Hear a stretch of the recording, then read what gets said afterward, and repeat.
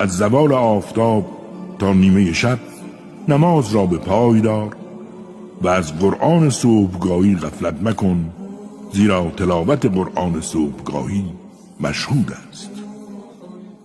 پاره ای از شب را به تهجد بپرداز که این عبادت امتیازی برای توست. امید آنکه پروردگارت تو را به مقامی در خور ستایش برساند.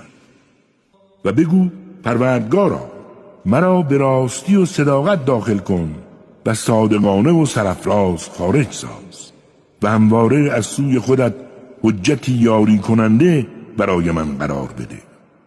بگو حق آمد و باطل رفت، بدان که باطل رفتنی است. هیچگاه نعمتهایی را که خداوند به دیگران داده و باعث برتری آنها نسبت به دیگری است تمنا نکنید.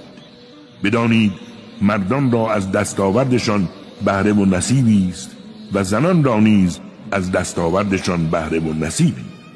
پس نعمت را از فضل و رحمت الهی طلب کنید، زیرا خداوند بر هر چیزی آگاه است.